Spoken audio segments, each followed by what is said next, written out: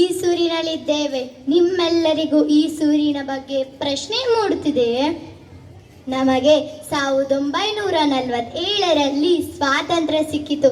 ಆದರೆ 1942 ಸ್ವತಂತ್ರ ಗ್ರಾಮ ಎಂದು ಬೋರ್ಡ್ ಹಾಕಿದೊಂದು ಏಕೈಕ ಗ್ರಾಮ ಈ ನಮ್ಮ ಈಸೂರು. ಏಸೂರು ಕೊಟ್ಟರು ಈಸೂರು ಕೊಡೆವು ಎಂದು ಭಾರತದಲ್ಲಿ ಮೊಟ್ಟ ಮೊದಲು ಸ್ವಾತಂತ್ರ್ಯ ಘೋಷಿಸಿಕೊಂಡ ಹಳ್ಳಿ ಈ ನಮ್ಮ ಈಸೂರು. ನಾವು ಈಗ ಈಸೂರು ದಂಗೆಯ ಕಿರುನಾಟಕವನ್ನು ಪ್ರಸ್ತುತಪಡಿಸುತ್ತೇವೆ. ಶುರು ಮಾಡೋಣವೇ?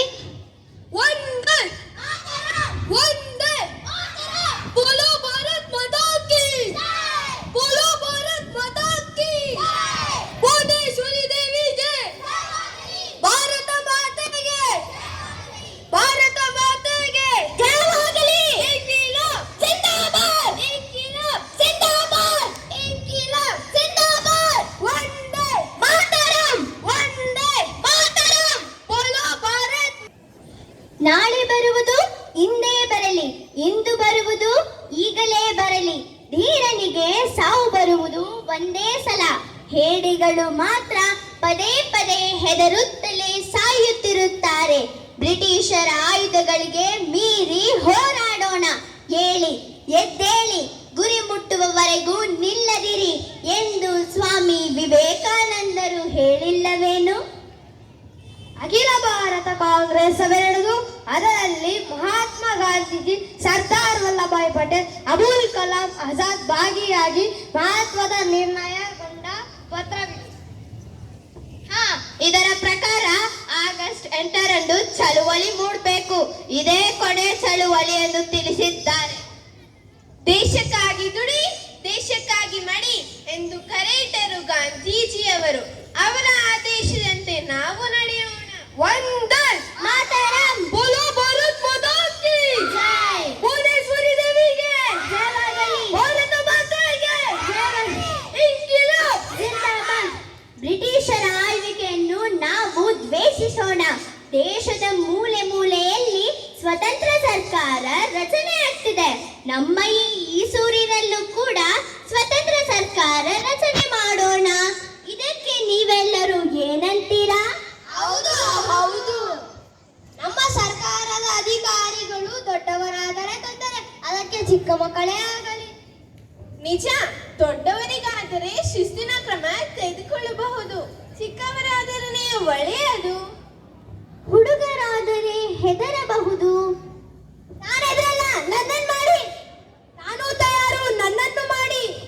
ನಾನು ತಯಾರು, ನನ್ನನ್ನು ಮಾಡಿ. ಹಾಗಾದರೆ ನಮ್ಮ ಜಯಣ್ಣನನ್ನು ಅಮಲ್ದಾರನಾಗಿ ಮತ್ತು ಮಲ್ಲಣ್ಣನನ್ನು ಸರ್ವಾಧಿಕಾರಿಯಾಗಿ ಮಾಡೋಣ. ಅಮಲ್ದಾರ್ ಜಯಣ್ಣನಿಗೆ, ಸರ್ವಾಧಿಕಾರಿ ಮಲ್ಲಣ್ಣನಿಗೆ. ಬ್ರಿಟಿಷ್ ಸರ್ಕಾರಕ್ಕೆ ನಮ್ಮಲ್ಲಿ ಅಲ್ಲಿ ಅಧಿಕಾರವಿಲ್ಲ. ಇಲ್ಲಿ ನಾವೇ ಅಧಿಕಾರಿಗಳು. ನಮ್ಮ ನೀತಿ ನಿಯಮಗಳೇ ಕಾನೂನು. ಗಾಂಧಿ ಟೋಪಿಯನ್ನು ಹಾಕಿ, ಹ್ಯಾಟನ್ನು ತೆಗೆದು ಬಿಸಾಕಿ. ಗಾಂಧಿ ಟೋಪಿಯನ್ನು ಹಾಕಿ, ಹ್ಯಾಟನ್ನು ತೆಗೆದು ಬಿಸಾಕಿ. ರಾಷ್ಟ್ರ ಧ್ವಜಕ್ಕೆ ತಲೆ ಬಾಗಿ, ಒಂದೇ ಮಾತರಂ ಕೂಗಿ. ರಾಷ್ಟ್ರ ಧ್ವಜಕ್ಕೆ ತಲೆ ಬಾಗಿ, ಒಂದೇ ಮಾತರಂ ಕೂಗಿ. ನಿಲ್ಲಲಿ ಆ ಜನ ಶೋಷಣೆ, ಇದುವೇ ನಮ್ಮ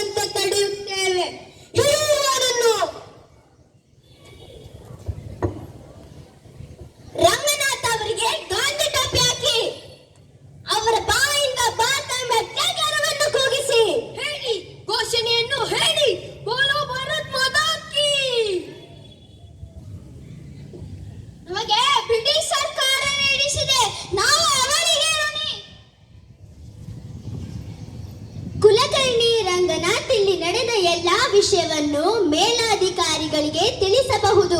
ನಾವಿನ್ನು ಎಚ್ಚರದಿಂದ ಹೆಜ್ಜೆ ಇಡಬೇಕು.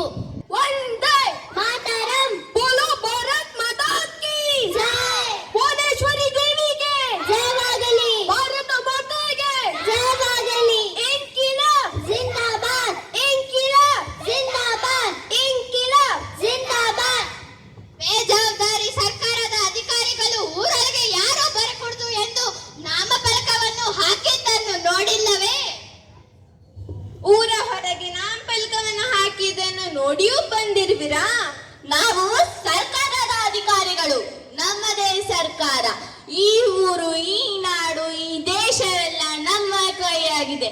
ಅಂಥದ್ರಲ್ಲಿ ಈ ನಾಮಫಲಕಕ್ಕೆ ಯಾವ ಬೆಲೆಯೂ ಇಲ್ಲ. ಯಾರದು ಸರ್ಕಾರ? ನಮ್ಮ ಅಮಲ್ದಾರರು ಇಲ್ಲೇ ಇದ್ದಾರೆ. ನಮಗೆ ನಿಮ್ಮ ಸರ್ಕಾರದ ಅವಶ್ಯಕತೆ ಇಲ್ಲ. ನಮ್ಮನ್ನು ಈ ಸೂರು ಜನ ನೇಮಿಸಿದ್ದಾರೆ. ನಮಗೆ ಬ್ರಿಟಿಷ್ ಸರ್ಕಾರ ನೇಮಿಸಿದೆ. ನೀವೆಲ್ಲ ಸರ್ಕಾರದ ಗುಲಾಮರು, ಸರ್ಕಾರದ ಭಕ್ತು. ಕೊಳ್ಳಬೇಕಿದೆ. ಕಂದಾಯವನ್ನು ನೀಡಿ ಮೊದಲು. ಸ್ವಲ್ಪ ನಾಲಿಗೆ ಬಿಗಿ ಹಿಡಿದು ಮಾತಾಡಿ ಗೌಡ್ರೆ. ನೀವೇನಿಂದ ಗೌರವ ಕೊಟ್ರೆ ಹೀಗೆಲ್ಲ ಮಾತಾಡೋದ? ನಾವು ಚೋಟದ ಹುಡುಗರಾಗಿರಬಹುದು, ಆದ್ರೆ ನಾವು ಈಗ ಈ ಸೂರಿನ ಸ್ವಾತಂತ್ರ್ಯದ ಸರ್ಕಾರದ ಅಮಲ್ದಾರ್. ಇವರು ಸರ್ವಾಧಿಕಾರಿ. ತಿಳಿತೇನು? ಅವರ ಕೈಯಿಂದ ಲೆಕ್ಕ ಪುಸ್ತಕವನ್ನು ಕಿತ್ತಿಕೊಳ್ಳಿ. ಅವರಿಗೆ ಗಾಂಧಿ ಟೋಪಿ ಹಾಕಿ ಒಂಟಿ ಕಾಲಲ್ಲಿ ನಿಲ್ಲಿಸಿ. ನಿಲ್ಲಿ, ಒಂಟಿ ಕಾಲಲ್ಲಿ ನಿಲ್ಲಿ. ವಂದೇ ಮಾತರಂ. ಬೋಲೋ ಭಾರತ್ ಮಾತಾ ಕೀ ಜೈ. ಭುವನೇಶ್ವರಿ ದೇವಿಗೆ ಜಯವಾಗಲಿ. ಭಾರತ ಮಾತೆಗೆ ಜಯವಾಗಲಿ. ಇನ್ಕಿಲಾಬ್ ಜಿಂದಾಬಾದ್. ಇನ್ಕಿಲಾಬ್ ಜಿಂದಾಬಾದ್. ಇನ್ಕಿಲಾಬ್. ಜಿಂದಾಬಾದ್. ನೀವೆಲ್ಲ ಚಳವಳಿ ಮಾಡೋದಕ್ಕೆ ಹೋಗ್ತೀರಂದ್ರು ಹುಷಾರ್.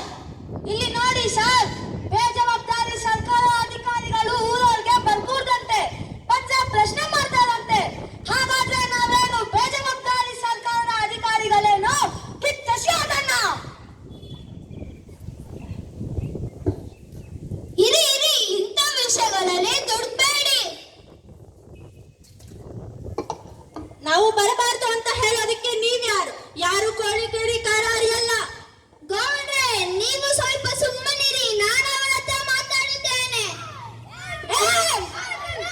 ಬಲೋ ಭಾರತ್ ಮಾತಾ ಕೀ ಜೈ.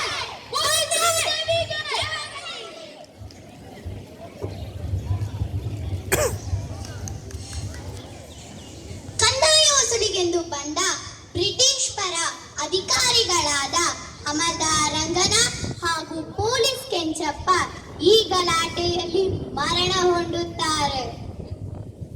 ಈಗಾಗಲೇ ಓಡಿ ಹೋದ ಪೊಲೀಸರು ಶಿಕಾರಿಪುರಕ್ಕೆ ತಿಳಿಸಿರಬಹುದು. ಮೀನಾಮೇಷ ಎಣಿಸುತ್ತಾ ಹೊತ್ತು ಕಳೆಯೋದಕ್ಕಿಂತ ಕಾಡಿನಲ್ಲಿ ರಹಸ್ಯ ಸಭೆ ನಡೆಸೋಣ.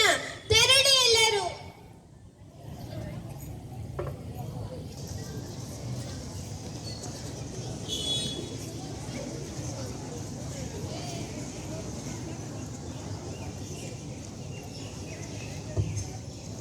ಊರಿನಲ್ಲಿ ಅಡಗಿರುವ ಸರ್ಕಾರಿ ವಿರೋಧಿಗಳಿಗೆ ಯಾರು ನೆಲೆ ನೀಡಬೇಡಿ. ಅವರನ್ನು ಸರ್ಕಾರಕ್ಕೆ ಒಪ್ಪಿಸಿ, ಇಲ್ಲದಿದ್ದರೆ ನಿಮ್ಮ ಮನೆಗಳಿಗೆ ನುಗ್ಗಬೇಕಾಗುತ್ತದೆ. ಎಚ್ಚರ. ಅಮ್ಮ, ಅಮ್ಮ. ಸ್ವಾತಂತ್ರ್ಯ ಬೇಕಂತ ಸ್ವಾತಂತ್ರ್ಯ ಯಾರು ಊರೊಳಗೆ ಬರಬಾರದಂತೆ ಅವರ ಅಪ್ಪನ ಮನೆಗಂತೇನೋ ಗಾಂಧಿ ಟೋಪಿ ಹಾಕ್ಬೇಕಂತೆ. ಅವರನ್ನು ಬಂಧಿಸಬೇಕಂತೆ.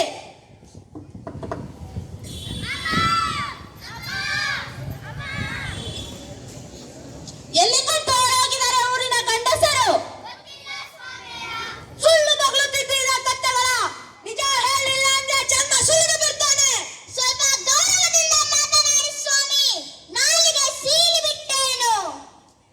ಮಹಿಳೆಯ ಜೊತೆ ಸ್ವಲ್ಪ ಗೌರವದಿಂದ ನಡೆದುಕೊಳ್ಳಿ. ನಿಮಗೆ ಗೌರವವನ್ನು ನೀಡಬಲ್ಲ. ಅಮ್ಮ.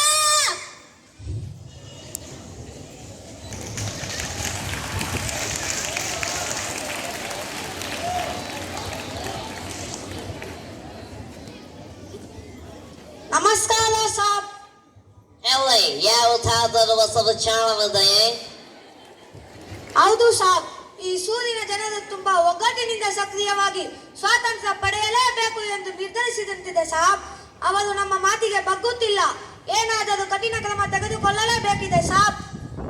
ಇನ್ನು ಸ್ವಾತಂತ್ರ್ಯ ಹೋರಾಟ ತುಂಬಾ ಚುರುಕಿನಿಂದ ನಡೆಯುತ್ತದೆ. ಹಾಗಿದ್ದರೆ ಇನ್ನು ನಮಗೆ ಉಳಿಕಾಲವಿಲ್ಲ. ಹೋರಾಟದಲ್ಲಿರುವ ಮುಖಂಡರನ್ನು ಹೋಗಿ ಬಂಧಿಸಿ ಕರೆತನ್ನಿ. ಇದೇ ನನ್ನ ಆಜ್ಞೆ. ಆಗಲಿ ಸರ್.